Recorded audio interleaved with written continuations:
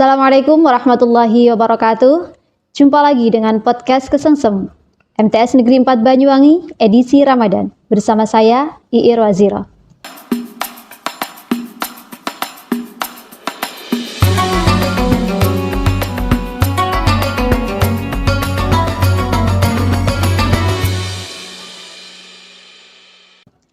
Hari ini sudah hadir bersama kita Bapak Muhammad Zubaidillah. Assalamualaikum Pak. Waalaikumsalam warahmatullahi wabarakatuh. Bagaimana kabarnya Pak Jubaid? Alhamdulillah.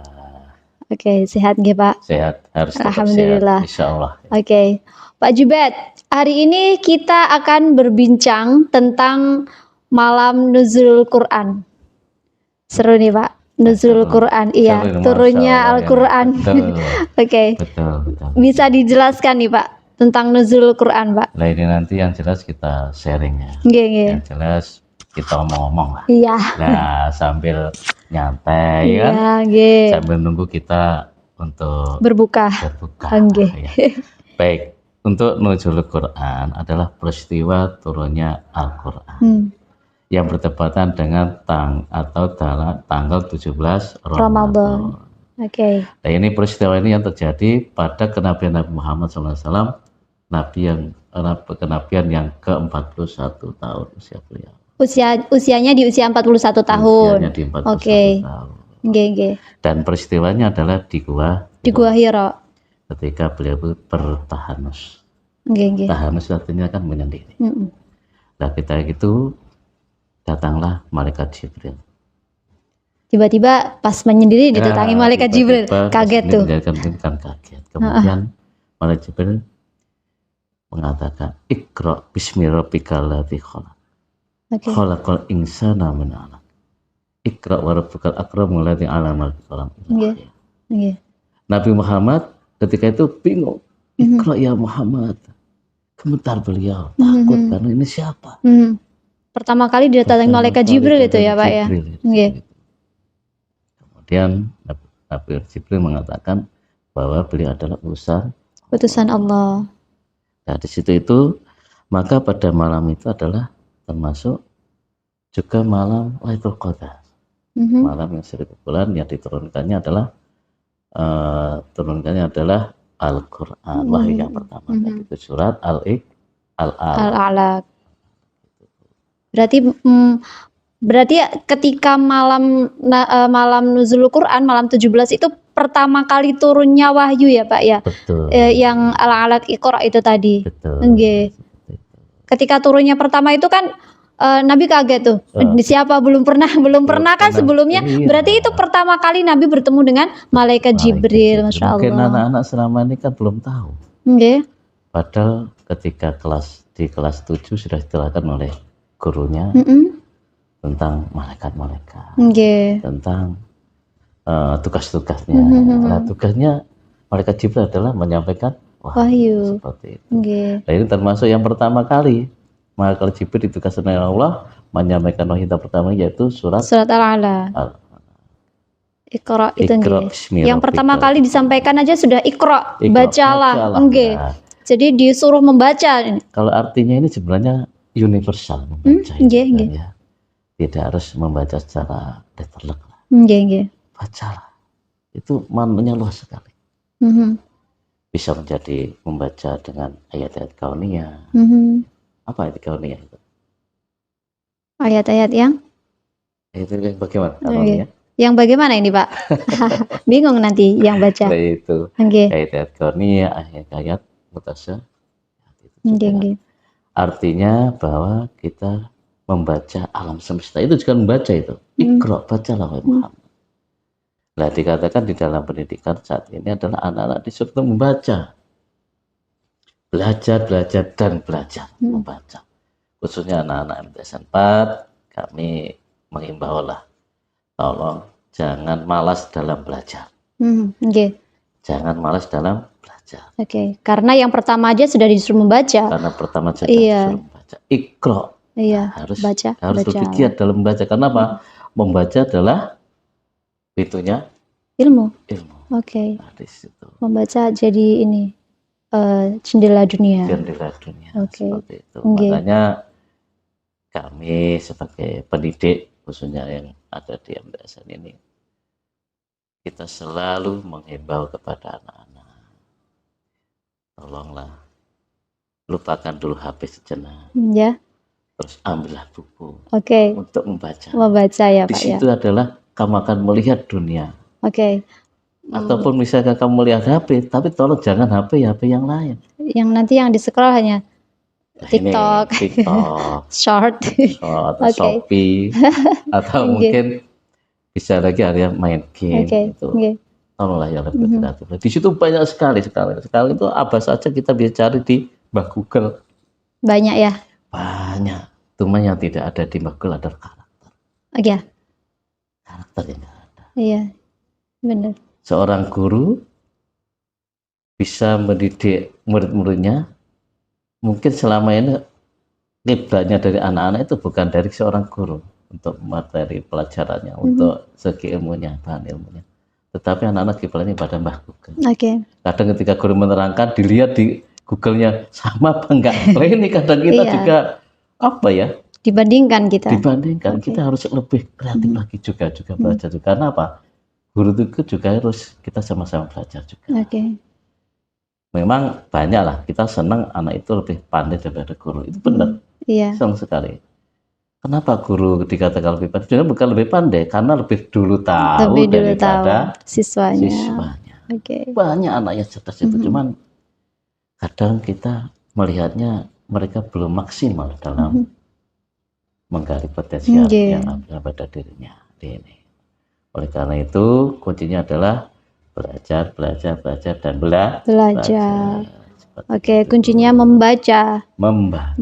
Oke. Berhubungan dengan nuzulul Quran tadi, setelah Nabi menerima wahyu tadi Pak, menerima wahyu pertama surat Al-Alaq yang menerangkan kepada malaikat Jibril menerangkan kepada Nabi untuk membaca. Itu kan ada ininya Pak, ada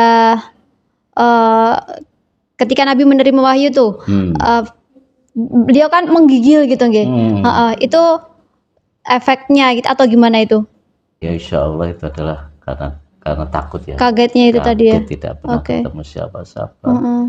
Ternyata kok ada makhluk yang lain yang tiba-tiba memberi atau mendidik Nabi Muhammad SAW. Kalau dihubungkan dengan dulu ketika Rasulullah masih anak-anak, masih berusia berapa tahun itu Pak? Ketika Nabi didatangi malaikat juga kan itu waktu dibelah, diambil apa itu hati yang buruknya itu ya, itu kan juga didatangi malaikat itu. Kemarin pada waktu itu kan beliau kan masih kecil, anak-anak kan belum tahu seperti itu. Dari seperti itu kan istilahnya malaikat Jibril memang membersihkan hati Nabi Muhammad SAW. Karena suatu saat beliau akan menjadi seorang pemimpin. Pemimpin tidak hanya untuk bangsanya, tapi untuk dunia, bahkan rahmatan lil alamin. Kan ada juga gini, Allah tidak akan menciptakan dunia dan isinya kalau tidak menciptakan Nabi Muhammad. Iya. Tapi setelah turunnya Al-Qur'an, setelah turunnya wahyu pertama surat Al-Alaq itu tadi, Nabi Muhammad kan setelah itu mendapatkan wahyu terus ya Pak ya. Sering mendapatkan wahyu secara berturut-turut. Jadi secara berangsur-angsur. Tidak semuanya diberikan enggak. Iya. Ada yang mengatakan ngapunten untuk orang-orang yang non muslim di luar kita. Ada mengatakan, Al-Quran ini ciptaannya Muhammad. Padahal beliau itu adalah seorang umi.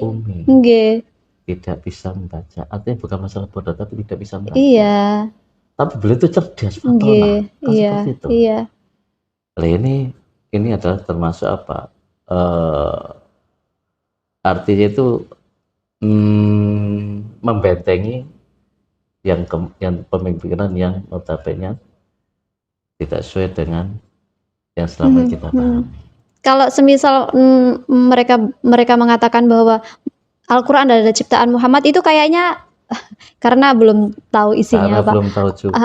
Padahal Al-Quran itu turunnya sudah berapa ribu tahun yang lalu, Pak. Ya. Di situ sudah diterangkan bahwa di tengah lautan ada pembatasan antara laut itu, Pak. Lautnya itu padahal kan dulu belum ada. Tapi sekarang baru ditemukan ternyata baru-baru ini. Padahal nggak mungkin kan Nabi Muhammad dulu berenang di tengah laut untuk membuktikan itu juga. Bahkan dulu juga ada yang mengatakan bahwa Nabi Muhammad Isra Mi'raj itu menambahkan bahwa orang-orang dulu itu kan, orang-orang sekarang kan bisa jadi naik pesawat. Kan nggak mungkin, ternyata mungkin juga gitu. Nah, itulah kebesaran Allah. Makanya kita tambah yakin. Cuman kebalikan Bu, yang sekiranya kita lihat fenomena yang ada di Indonesia, khususnya anak-anak remaja sekarang. Kita tanya aja sama anak-anak. Sekarang yang terlihat itu adalah krisis iman. Masya Allah. Krisis iman. Anak-anak sekarang ketika kita tanya, kamu sholat Pak, khusyuk, wallah, ya memang khusyuk beda. Cuma artinya begini, ketika sholat kadang-kadang, ya Allah, kamu nggak takut dosa? Nggak kelihatan, Pak. Nah, ini nggak kelihatan, Pak. Di situ nanti ada azab di jalan kita meninggal, tidak serta-merta kita terbebas dari hukuman atau mungkin yang pernah kita perbuat di dunia ini. Rata-rata anak tidak percaya. Nah itu Masya Allah itu. Ini artinya apa? Artinya namanya kadar keimanan kita sudah terkikis ya Pak ya, Masya Allah. Ini emang ironis ya Pak ya. Ironis sekali. Ketika baca Al-Quran yang dilihat, kalau dia disuruh nggak mau. Ketika sholat kalau nggak ada apa-apa juga nggak mau. Iya, sholat pun juga kadang masih ngobrol sama teman-temannya, toleh kanan toleh kiri itu. Bahkan ketika untuk baca Al-Quran aja, dia tuh kalau nggak disuruh sulit juga untuk membaca. Berarti ilmu tauhidnya ditekankan lagi ini, Pak. Tauhidnya ditekankan. Cuman ubudiyahnya juga. Mungkin nggak walau alam apakah dampak dari sosial media atau mungkin memang sudah ada yang mengatakan wis wayai lah ini. Aduh susah Pak kalau itu Pak. Ini yang paling susah. Bagaimana kalau ini tugas Bapak Ibu guru nih? Iya, saya takutnya nanti suatu saat kalau kita sudah tidak ada, generasi muda itu Insya Allah. Gimana? Iya itu. Takut itu. Penerus bangsa itu, penerus agama. Jangan sampai nanti kita dijajah oleh bangsa lain. Nah itu. Ya, kalau dulu mungkin penjajah secara fisik. Kalau sekarang secara mental, secara iman. Secara iman dan sebagainya. Dijauhkan dari Al-Quran, dijauhkan dari orang tua, dijauhkan dari ilmu pengetahuan, diandai-andai, dimabukkan dengan satu mata. Ya di situ ada dan bisa semuanya dia merintahnya. Semua orang tunduk, siapa itu? Nabi. Mulai dari bayi itu sudah suka. Ada yang mengatakan Nabi itu adalah termasuk Dajjal. Ada yang mengatakan seperti itu. Sampai seperti itu. Nah ini bagaimana lah kita sebagai pendidik untuk anak-anak ini. Cuman ya repot juga. Karena guru ini kan sebenarnya kalau di lembaga itu kan hanya membantu aja, menambah sementara guru yang sebenarnya adalah orang tuanya. Bapak ibu yang di rumah yang melahirkan itu adalah guru yang utama. Iya. Yang di sekolahan hanya kita menambah aja. Ya, pertemuan yang paling banyak itu sebenarnya pertemuan yang ada di rumah dan lingkungan. Di sekolahnya berapa jam pertemuan gitu kan? Paling enggak guru itu sudah membimbing, sudah mengarahkan, Pak. Cuman ya kita jadi mendidik kan, kita tugasnya mendidik anak-anak. Kita sama-sama mendidik antara orang tua dan guru sama-sama. Oke. Ya mungkin sebenarnya kita banyak kalau ngomong bicara tentang pendidikan itu ya. Iya Pak. Itu banyak sebenarnya. Ya, insya Allah suatu saat kita nanti akan kita tindak lanjut. Insya Allah pembicaraan ini dan kita ini. Baik, menarik ini Pak. Tentang jadi perbincangan kita bukan hanya tentang nuzulul Quran, tetapi juga bagaimana tentang karakter anak-anak, bagaimana cara meningkatkan keimanan anak-anak yang sudah mulai terkikis, yang sudah dijajah oleh HP. Baik pemirsa, cukup sekian jumpa kita hari ini. Terima kasih Pak sudah menemani hari kita.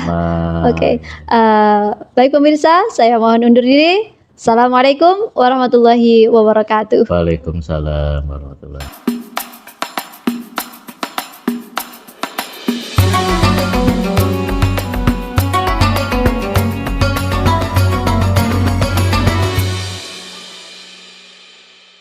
Terima kasih.